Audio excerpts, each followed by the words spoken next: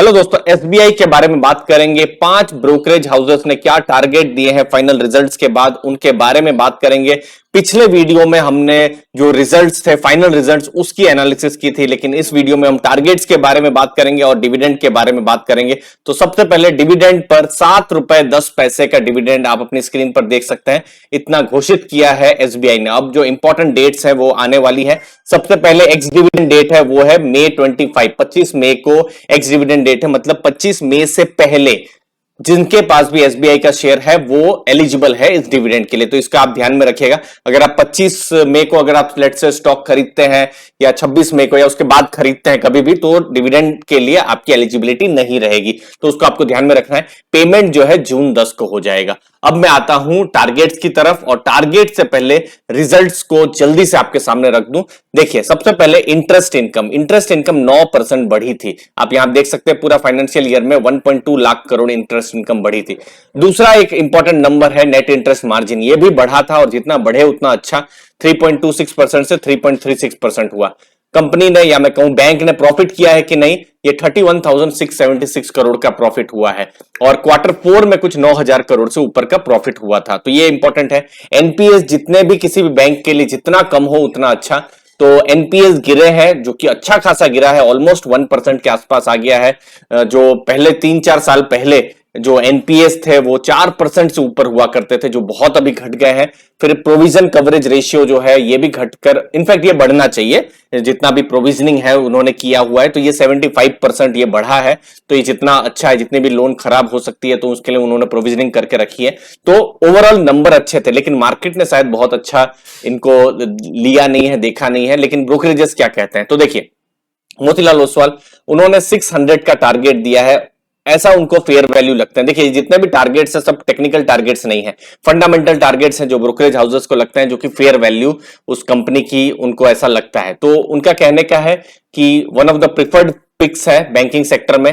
Profit 9,100 crore के आसपास का था, जो कि क्वार्टर 4 का प्रॉफिट था। ये जो फाइनल फिगर 31,000 करोड़ के आसपास, वो हमने जो देखा थोड़ी देर पहले, वो पूरे फाइनेंशियल ईयर का था ये वाला नंबर।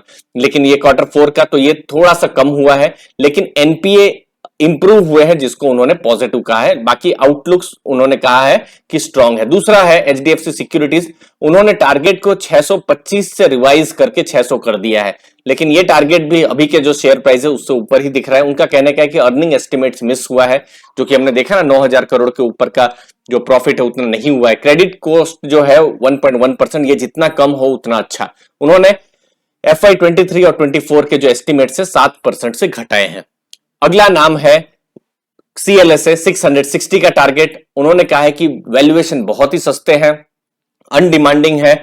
जब हम बात कर रहे हैं स्टेट बैंक ऑफ इंडिया के, और बैंकिंग सेक्टर में ये टॉप पिक उनकी रहेगी। चौथा आईसीआईसीआई डायरेक्ट, उन्होंने टारगेट रिवाइज किया है। 650 पुराना टारगेट था, रिवाइज करके 605 का टारगेट किया है। उन्होंने बुक वैल्यू के आधार पर 1.1 टाइम्स बुक वैल्यू FY 24 के लिए उन्होंने कही है, जो एससीआईसीआई डायरेक्ट ने अपनी रिसर्च कही है। और ये भी अगर हम देखें कि बुक वैल्यू भी 1.1 बहुत ही कम है, जो कि प्रीमियम जो दूसरी बैंक्स, जो प्राइवेट बैंक्स जो है उसके हिसाब से तो बहुत ही कम ऐसा बुक वैल्यू के हिसाब से एसबीआई को देखा जा रहा है। सब्सिडियरीज की वैल्यू उन्होंने 186 की रखी है। आखिरी नाम है IIFL सिक्योरिटीज, उन्होंने बड़ा टारगेट दिया है, 710 का उन्होंने टारगेट प्राइस रहा है। उन्होंने कहा है कि जो रिजल्ट्स थे एक्सपेक्टेड लाइंस पे आए थे, जैसा सोच रहे थे वैसा ही है। उन्होंने कहा है कि FY 24 के हिसाब से जो है बुक वैल्यू जो है 0.9 टाइम्स एक्चुअली में हो सकती है। अब कितनी होगी नहीं पता, बट एस्टिमेट्स अपनी आते रहते हैं। तो उसके हिसाब से 710 का टारगेट रखा है। मार्जिन स्टेबल और इंप्रूवमेंट इन एसेट क्वालिटी जो हमने देखा, जो एनपीएस जो है बिल्कुल कम हुए हैं, तो उसको उन्होंने कहा है। ये सब एनपीएस का कम होना बहुत ही पॉजिटिव है। और फिर ये जो मार्जिन है 3.26 से 3.36, ये बहुत ही स्टेबल है और बहुत ही ऊपर जा रहे हैं। वैसे आप एचडीएफसी बैंक या आईसीआईसीआई बैंक के मार्जिन देखेंगे, नेट इंटरेस्ट मार्जिन जो 4% है। इनफैक्ट एचडीएफसी बैंक का भी स्टॉक नहीं बढ़ रहा है। तो बहुत सारे रीजन में एक रीजन ये भी है कि उनके मार्जिन पिछले कुछ सालों में 4.4 से गिरकर 4 तक हो गए हैं। और आईसीआईसीआई बैंक का अच्छा परफॉर्मेंस का कारण है कि पिछले कुछ सालों में वो 3.2-3.3% से 4% तक पहुंच गए। तो जितना मार्जिन बढ़ता रहे उतना अच्छा है।